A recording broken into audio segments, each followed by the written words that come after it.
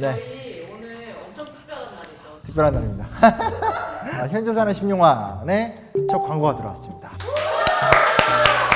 소개할 책은 아주 따뜻하다. 막 뜨거워요.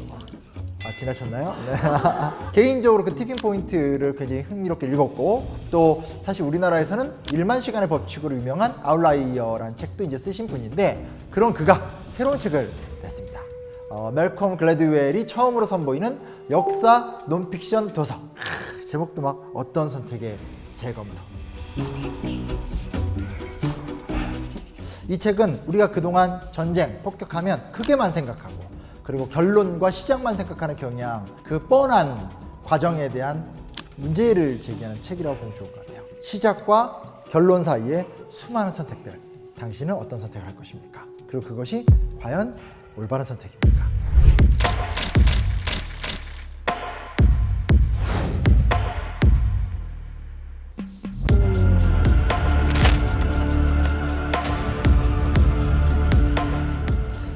폭격이 시작된 가장 큰 원인은 세계대전 때문이에요. 그리고 그 직접적 원인을 찾자면 참호가 사실은 시작이에요. 그러니까 원래 적이 쳐들어올 때 성을 만들었잖아요. 근데 대포가 발명이 되면서 대포를 빵 쏘면 성벽이 무너져 버리는 시대가 된 거예요. 그래서 그 다음으로 사람들이 구원하는 방식이 뭐냐면 참호를 길게 파고 밑으로 들어가 있는 거예요.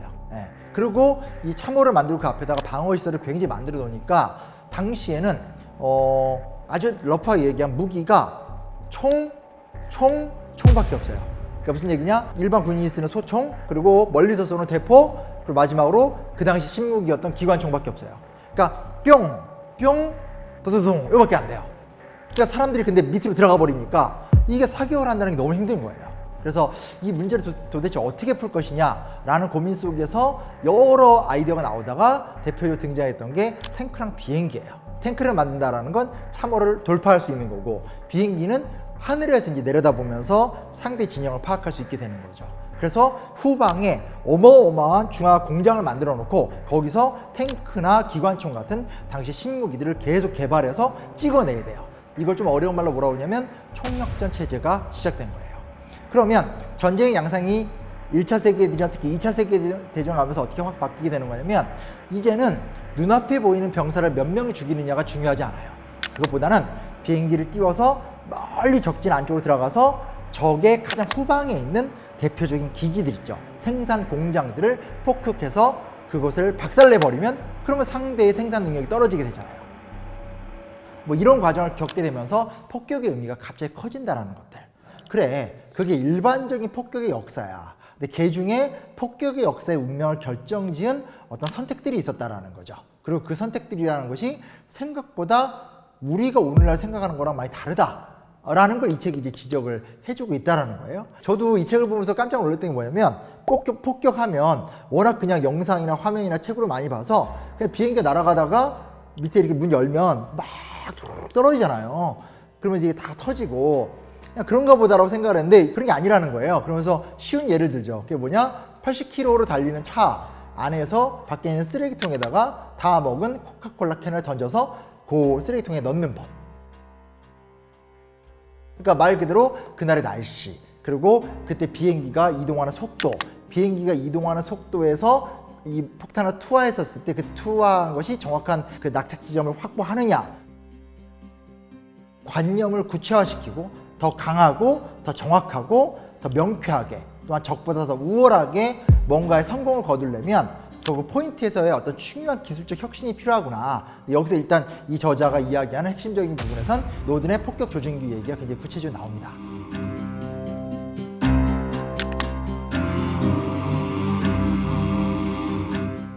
이 이상 이야기하면 안 될 것 같아요. 선은 제가 지키겠습니다. 네. 재밌죠? 책은 사서 봐야 됩니다. 네.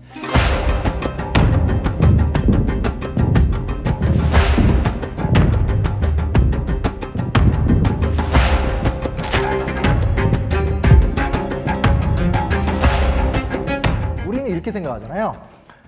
진짜 전쟁 광들, 살인마들, 소위 말하는 폭격기 마피아 이런 말이 나와요. 마피아? 일종의 이제 괴짜 집단 이런 표현들이 나오게 되는데, 여기서 나오는 어떤 선택은 우리가 생각하는 것처럼 무조건 부정적이고 나쁜 의미가 아니에요. 그것보다는 어차피 전쟁이 터졌어. 사람은 많이 죽어.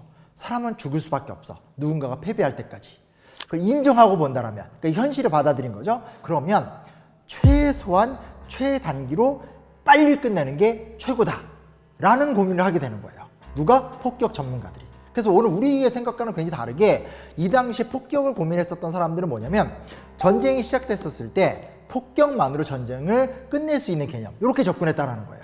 왜 이런 생각을 하게 되냐면 아까 제가 앞에서 말씀드렸듯이 참호전 같은 걸 하면서 육전에서 너무나 많은 사람이 죽었어요. 베르댕 전투 이런 데 보면 한 전투에서 몇십만 명이 죽고 그걸 산술적으로 분석을 해보면 뭐 5m를 가기 위해서 500명, 5,000명이 죽었다 이렇게 계산이 돼버려요. 그런 것들을 겪으니까 정확하게 확실하게 엄청난 적의 타격, 즉 폭격이라는 수단을 통해서 이기는 게 눈에 보이기에는 많이 죽는 것 같지만 전체 총계는 훨씬 적다는 거죠. 그래서 전쟁이 시작되면 정밀한 항공 능력을 갖고 비행기를 타고 가서 적진을 빵빵빵빵빵 딱 끝내버리자. 이렇게 가자. 그러면 오히려 이게 훨씬 전쟁을 빨리 끝내고 평화를 이끌어내는 현실주의적 선택이다라는 거죠. 굉장히 새로운 개념이었어요. 그리고 굉장히 새로운 개념이었었고 이게 언제까지 이어지냐면 6.25 전쟁 때 보면 우리가 잘 알고 있는 메가드 장군이 육전에서 밀리니까 그 핵폭탄을 한반도 북부와 만주에다가 26개 쏘자 이 얘기 들어본 적 있잖아요.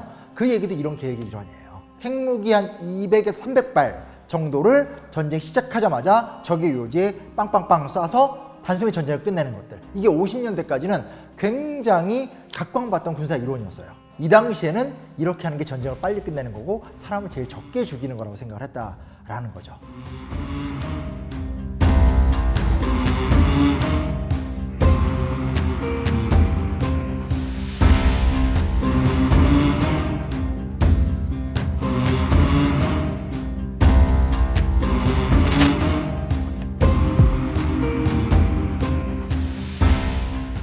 이 책의 2부에서 주제를 삼고 있는 건 미국과 일본군의 싸움이에요. 해전에서 계속 이겨요, 미국이. 근데 결국 일본이 항복 안 하잖아요. 근데 일본이 나중에 가면 이제 본토 결전이라고 그래서 일본 본영을 끝까지 지키겠다. 우리는 항복 안 한다. 그러니까 이제 미국 입장에서는 고민이 되는 게 뭐냐면 그렇다면 결국은 본토에다가 엄청난 타격을 줘서 일본을 항복하게 만들어야 된다라고 생각을 하게 되는 거죠. 그래서 그 결과로 유명했던 사건은 이제 도쿄 대공습 같은 것들이 유명한 사건이에요.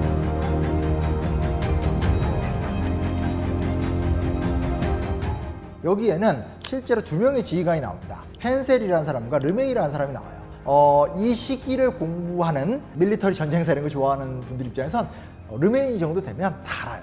굉장히 유명한 사람이고 이 르메이라는 사람은 뭐 당시에도 영웅이었고 폭격의 역사에서 르메이를 빼고 이야기할 수도 없고 굉장히 좀 중요한 사람인데 이 또 헨셀과 르메이의 어떤 입장 차이 이런 것들이 또 굉장히 흥미롭게 나오는 것도 좀 볼만해요. 한 명은 정밀하게 타격을 해야 된다. 적의 군사시설물을 정밀하게 타격을 해야 된다. 한쪽은 이제 그게 아니라 주요 지역을 확실하게 쓸어버려야 된다. 이 두 입장 중에 무엇이 맞는가? 왜냐면 이게 우리가 되게 윤리적이거나 현실적 고민을 할 수밖에 없어요. 먼저 윤리적 고민으로 간다라면 정밀 타격 같은 것이 윤리적으로 올바르죠. 더 낫죠. 그러니까 올바르단 말보단 더 낫죠. 예. 근데 현실적으로 봤었을 때는 지역 타격이 갖고 있는 힘이 뭐냐면 지역 타격을 해버리면 민간인들이 막 죽어나가거든요. 근데 그 민간인들이 죽어나가기 시작하면 그 공포감이 막 전이가 되면서 소위 말하는 적의 군부가 더 쉽게 주눅이 들어요. 그러니까 여기서 선택을 하게 되는 거예요. 그리고 정밀 타격을 집중하다 보면 말 그대로 적의 핵심 부의 시설을 많이 폭파시키면서 군사적 효과를 많이 이뤄낼 수 있는데 또 지역을 초토화시키면 그만큼 돈이 많이 들죠. 돈이 많이 들지만 어찌됐건 일대로 또 다 폭파시키는 거니까 조금 더 폭격이 수월한 부분들도 있고 그래서 이게 우리 입장에서는 아무것도 아닌 것처럼 보이지만 당시에는 아주 탁월한 군사 지휘관들 입장에서 어떤 선택을 할 것인가 무엇이 더 그나마 우리가 도덕적 부담을 덜 수 있는가 그리고 무엇이 더 효과적으로 이 전쟁을 종결시킬 것인가를 두고 갑론을박과 중요한 선택들이 이 책에 굉장히 디테일하게 나와요.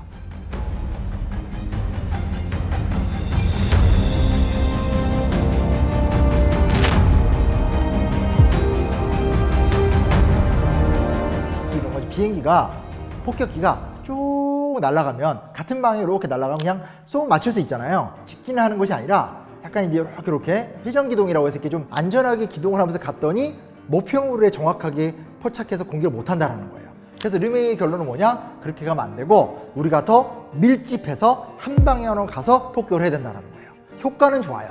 왜냐면 원하는 타겟점으로 쭉 직진해서 우르르 쏟아내리니까 그 지역이 터질 수 있죠. 근데 문제 뭐냐? 그렇게 해버리면 적의 타겟에 노출이 될 수밖에 없죠. 적의 공격 속에 공격을 받을 수밖에 없는데 책을 보면 되게 리얼하게 나와요. 막 옆에 있는 병사가 어디가 다치고 어디가 부러지고 하는 장면이 굉장히 섬세하게 나오는데 쭉 가서 폭격 지역을 정확하게 타격을 하는 그 결과는 우리 부대에 엄청난 손실이 유발된다는 거죠. 근데 여기서 르메이의 선택은 뭐냐면 르메이는 본인이 앞장서는 거죠.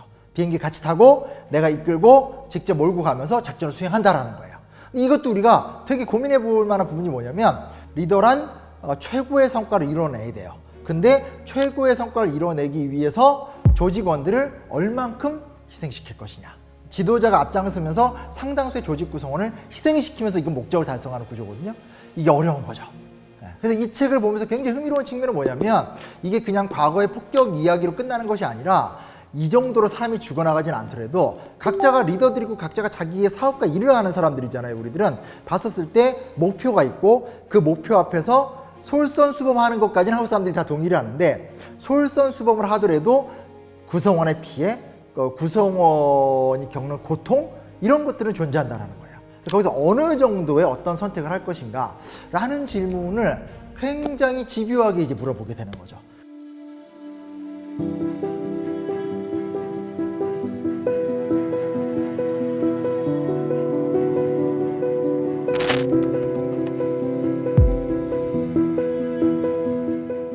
이제 책의 마지막으로 가면 네이팜탄이 등장을 해요. 단순하게 불을 내는 것이 아니라 이게 한번 불이 나기 시작하면 불을 끄지도 못하고 그리고 이 불에 의해서 주변 일대가 초토화가 되는, 그러니까 말 그대로 불을 낸다라는 그 의미가 갖고 있는 것을 극단화시키는 거. 최근에 와서 이제 비인도적인 무기다라고 비인도적인 무기니까 사용하지 말자 이렇게 얘기를 하는데 이 책이 이제 마지막으로 가면 그런 고민을 막 던지는 거예요, 저희들한테. 강력한 폭탄으로 터뜨렸었을 때 내가 생각했던 것보다 적은 쉽게 무너지지 않고 그렇기 때문에 내가 생각했던 것보다 훨씬 더 많은 사람을 죽여야 돼요.